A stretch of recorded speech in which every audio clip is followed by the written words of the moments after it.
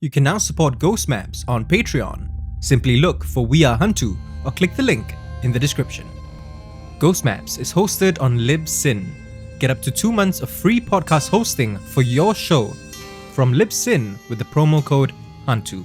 Check out the description for more details. Ghost Maps. Entry 58. Chiang Mai, Thailand.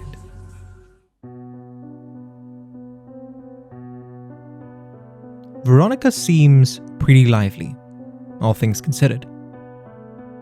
I'm essentially functioning on adrenaline from finally putting this huge story I've been working on to bed, she says. That and coffee, of course, she adds with a laugh. Lots of coffee. Veronica's a journalist. Chances are, if you've picked up a newspaper in the last 15 years, you've read her work before. Her hair's starting to show hints of white, and there are already some lines etched on her face. But those are only indicators of how the job's aged her. She might joke that she's fueled by caffeine, but in truth, she has an infectiously youthful energy about her. We'd spoken on the phone a few days ago, before meeting at this coffee shop in Bishan.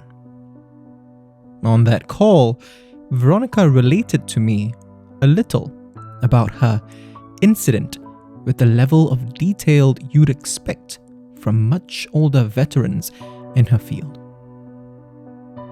I tell her that, to put it lightly, she's quite a storyteller.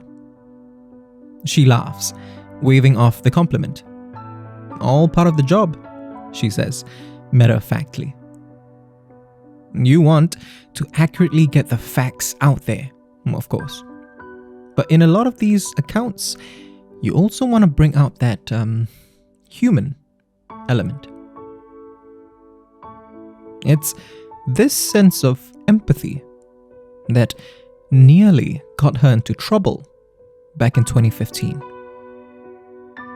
As it turns out, finding the humanity in spirits can be a dangerous line to walk, she says with a smirk, just as our drinks arrive. I take that as my cue and place my recorder on the table. Before I can switch it on though, her eyes widen. She excitedly asks about its make and model, noting how old it is. I tell her that she's the first of my interviewees to show any interest in the recorder. And she laughs again. I've had a couple of recorders before, she says. These days, we all just use our phones, but it's always nice to see something a bit more old school. I switch it on, and she immediately leans in and goes, Test, mic check. I chuckle, then play it back for her. Love it, she says, with that youthful energy as she listens to the crackle of her own voice through the device. I switch it back to record, and she sits up straight, clearly ready to tell her story now. So, I ask her to start from the beginning.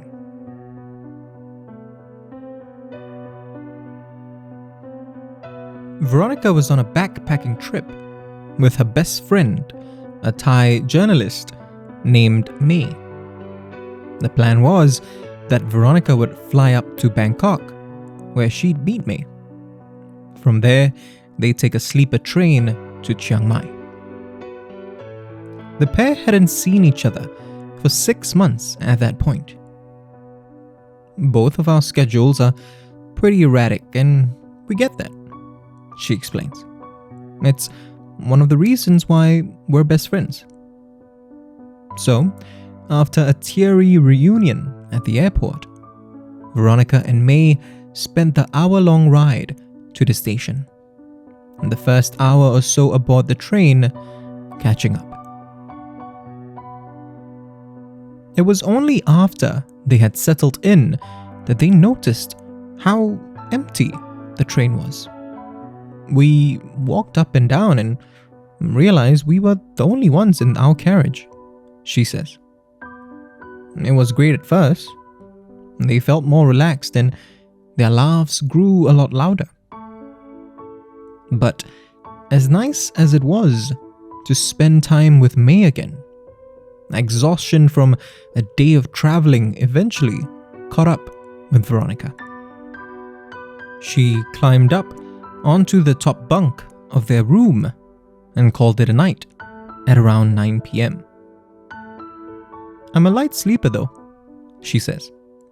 So I was vaguely aware of May doing her own thing, even after I turned in. Veronica drifted in and out of consciousness, while her best friend watched a couple of TV shows, checked her email, and even got some work done. By around 2 a.m., however, it was May's turn to head to bed.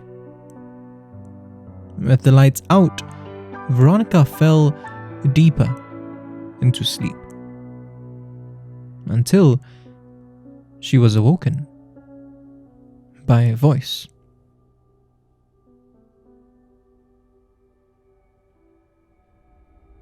It was a man muttering to himself in Thai, she says. The voice was coming from the corner of the room near the sliding door. I flipped over in bed to face that corner, she tells me, then adds, I wasn't fully awake yet, but I was awake enough to deal with an intruder, that's for sure. Whether it was the overwhelming darkness of the room or something else, however, Veronica couldn't see anyone there. And just as soon as she turned over, the voice had gone silent. I was an atheist at the time, so my first instinct was that I had imagined the whole thing. She shrugs. Some remnant from my dream that somehow echoed into the real world, I thought. She rolled over and went back to sleep. She doesn't know how long she had been sleeping until, yet again, she was awoken by that voice. This time, however, the man was speaking a mix of English and Thai. Slowly, begrudgingly, Veronica rolled back over, still believing that this was all in her head. But as she faced that corner again, she was suddenly overcome with a sensation. She still couldn't see anyone, but she knew with absolute certainty that there was someone there. Veronica wanted to call out to me, as much for her friend's safety as her own. But something stopped her. Some force paralyzed her. She tried and tried to alert May, fighting back her own anxiety, knowing that her friend needed her.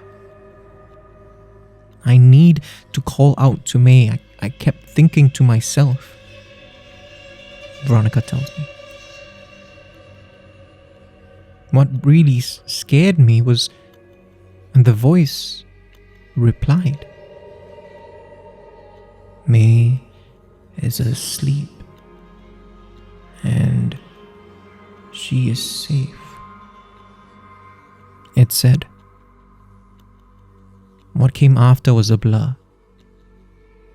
But Veronica felt a strange, unnatural peace wash over her. She remembers speaking to the voice. It was like we were chatting, and I started to feel sorry for it. I think I was even trying to console it.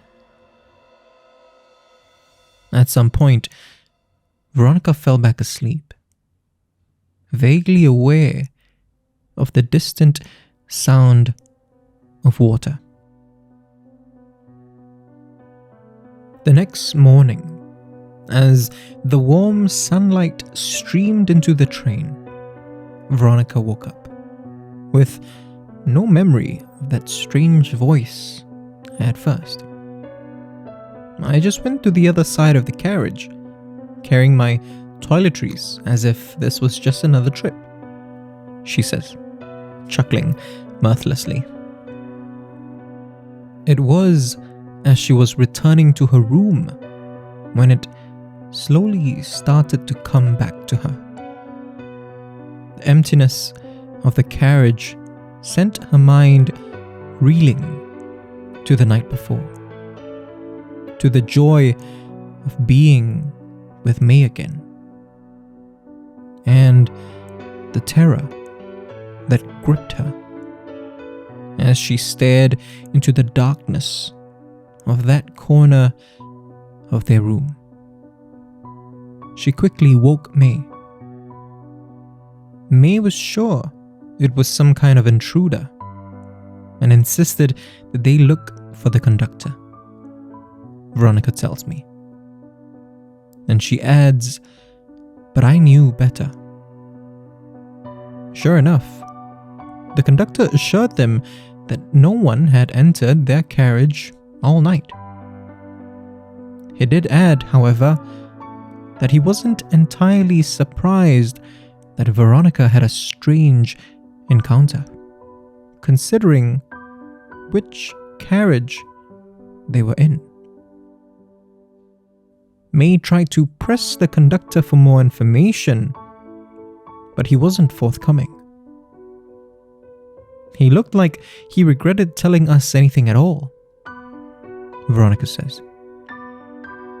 The pair headed back to their room, where May dug out her laptop and started researching the train they were in. She looked up its train reporting number, their carriage, everything. What they found explained more than Veronica had expected. In 1995, our train had collided with a truck somewhere near a river, Veronica tells me, her voice growing quieter. 50 people had died in the accident. The truck had irreparably damaged carriages 14, 15, and above. Those carriages had been replaced, but all the other carriages where many people had died remained in use. Our carriage, Veronica says in almost a whisper, was number 13.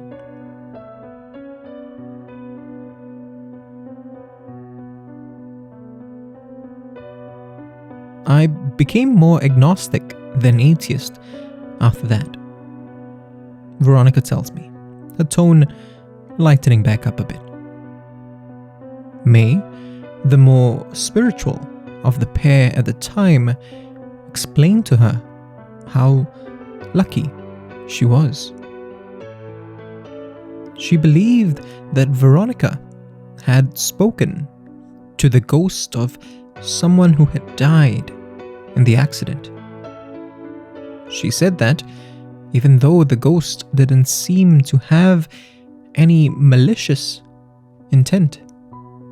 It might have been trying to lure Veronica to join it in the spirit world, or to take its place. These kind of ghosts are called Pinam, if I'm remembering this right, Veronica says, her tone taking a slight dip again. From what I learned, its name has a dual meaning, she continues. It could mean water spirit, or spirit of vengeance. She pauses for a moment, then shakes her head and offers me a smile. It's not as bright as it was before, sure, but behind that smile, I can still see her youthful energy burning just as bright. So, she says, taking a sip from her coffee, it's your turn to tell me a story. Where did you get this beautiful old recorder? If you want to discover more of Southeast Asia's other side, subscribe now and follow us on social media. You can also be one of our supporters on Patreon. Look for We Are HANTU or click the links in the description. Ghost Maps is a HANTU production, created by Kyle Ong and Wayne Ray, with art direction by Jolene Lim, and recorded on Audio Technica mics.